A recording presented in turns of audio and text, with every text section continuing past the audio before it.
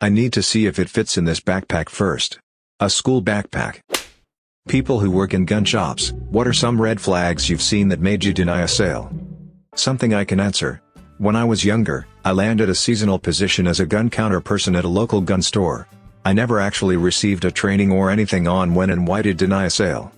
We were told to only deny a sale if it was an obvious straw buy, or the background check came back as a no-go.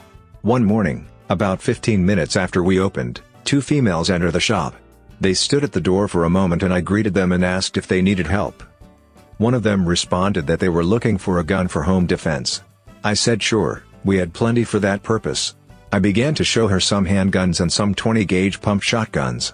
We chatted for a minute but the other woman had not said a word the entire time. The other woman had not even glanced at her the entire time.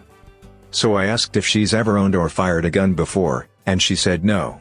So I suggested maybe attending some courses we offered right there in the shop. She declined and wanted to pick up a gun that day. She eventually settled on a .22 semi-automatic pistol. I tried to argue with her that .22 LR is a poor choice for self-defense, that it's better for a small game use. That it wasn't effective for assailants.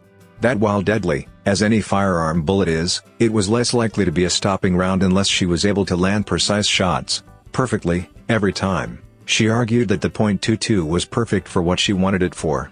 Whatever, I can't change her mind and it was a fairly pricey .22 pistol, so I was happy to take the commission. As I had her take a seat in our back room and complete a background check, I had began to box up the weapon. The quiet woman approached me. Turned out the woman was her sister and was very against the woman purchasing a gun and tagged along to try and convince her otherwise. She very quietly told to not sell the woman a gun, that she wanted a firearm to shoot at some local kids on her street that skateboard near her property. So that's why she chose the .22, she saw it as a benefit that it was less likely to kill, and I had essentially argued for more reasons for her to settle on the .22. So I made the call, and decided to veto the sale. Luckily for me, she actually checked yes on the line that asks if you have ever been declared mentally defunct. Go figure. I told the woman that I can't sell her the gun because she filled it out that way and that her owning a firearm would be illegal. So she just left the store, without a further word. Super weird. I can tell you one time when I almost got denied for purchasing a rifle. It was a bolt-action .308 made by Savage. The rifle came with a scope, not great but just a little extra over their standard rifle in that package. The store was over an hour away and so I invited my younger brother to keep me company during the ride. He was 17 or 18 at the time. As I was wrapping up the sale we had friendly banter back and forth with the salesman and I was talking about videos of several men pegging pop cans at 1,000 meters with this gun. And my brother, for whatever stupid reasons I can only attribute to being young and dumb says, "Yay, we need to test it on some people." Dumbfounded I just looked at him and I was just thinking, what the hell, why would you say that? The salesman was understanding and very kindly replied, "You need to be careful with that language, I can refuse this sale to you." I politely apologized and reprimanded my brother for saying something that ridiculous. I had one guy who was a resident from another state come in and say that he wanted to buy a CZP-07. I told him I legally can't sell pistols to out-of-state residents and he got pissed and stormed off. Maybe 20 minutes later he comes back with his brother, who was an in-state resident, and as soon as his brother walks up to the counter he points to the exact same gun and says, "I want to buy that one." He didn't even ask to hold it or look at it first. That's a clear straw purchase. I told them to kick rocks, I'm not going to break the law for you. I had another guy try to buy a shotgun and answered yes to having been convicted of a felony. I asked him if he was actually a felon. You'd be surprised how many guys accidentally check the wrong box. This idiot looked at me and said, "Yeah, is that a problem? Dude. Yes, it's a problem." The gun store I worked at had a varied and diverse clientele. Usually that meant that more law-abiding citizens were looking to purchase firearms, but the usual wacko or two would come by. The one I remember clearest was the guy who came in and wanted to see only two types of firearms, a pistol grip shotgun and a large frame revolver. As I was asking him what he wanted those specific types of firearms for, since they aren't really the greatest for home defense or personal protection, he tells me that he wants a revolver because it won't leave evidence at the scene of a shooting. I noped out of that one and told him we didn't have the type of equipment he was in search of. I passed along his name to the local police but nothing ever came of it. I used to work as management in Walmart and as such had to be licensed to do any job in the store, including firearm sales. There had been many cases of background checks not clearing, which is normal. One that I made a judgment call to refuse, however, was the guy who kept joking that he most certainly was not under any circumstances going to use this .22 rifle to shoot his wife. You'd get all sorts of rednecks who think they're hilarious while they're gearing up for the next hunting season, but by the third time he brought up not shooting his wife, I just shut down the entire process. Had to have him removed from the building after his breakdown turned verbally aggressive. I denied a handful of sales in 2 years, attempted straw purchase, not malicious. This was usually a wife buying for her husband for a gift but had no idea what to get. It's legal but a little sketchy. Illegal purchase by out-of-state residents. This happened the most frequently. You can only purchase from an FFL if you are a resident of this state or one that adjoins it. First-time buyers are frequently not aware of this. Stank of marijuana, could not have accurately filled out a 4,473. Could not shoulder a weapon, would have posed a massive danger to himself or others. The people who raise behavioral red flags almost exclusively shop for handguns, which my store didn't sell, or are just looking because they are too poor to afford even a $200 12GA.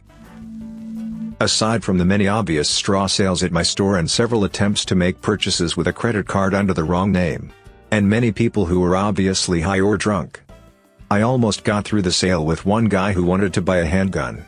He was a little jittery and weird, but not quite enough to refuse the sale.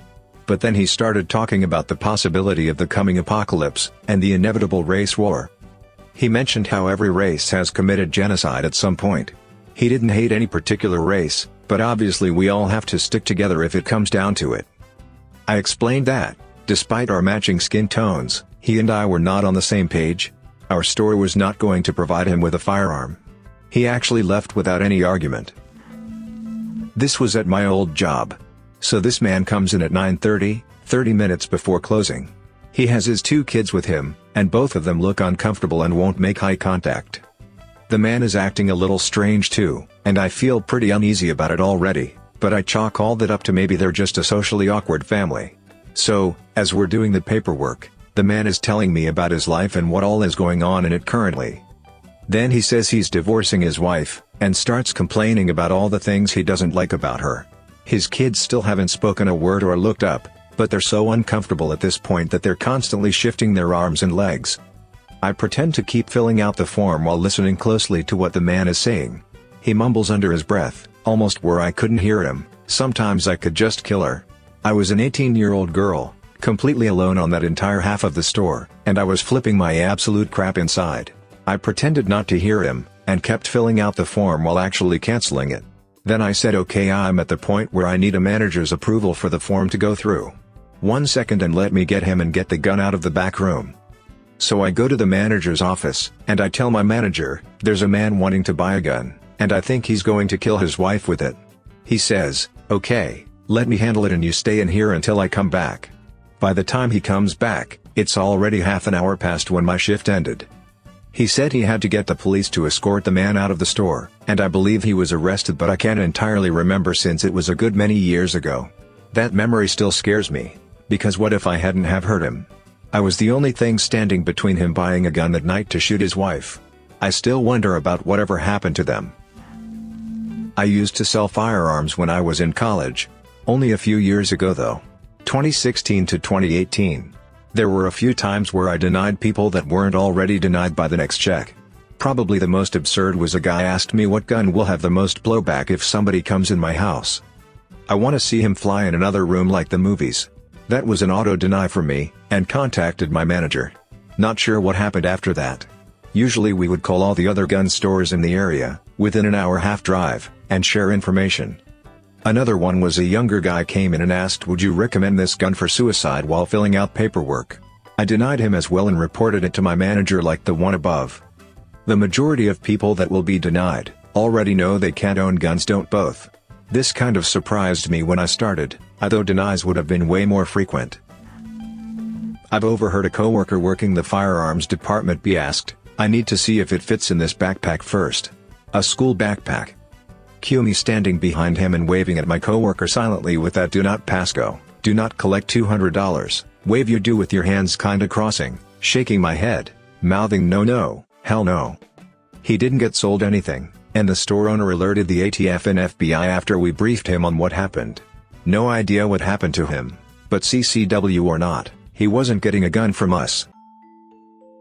Thanks for listening to Radio Ammunition. Hit the subscribe button and activate the notification bell for more videos like this. And please let me know your crazy gun store experiences in the comments below.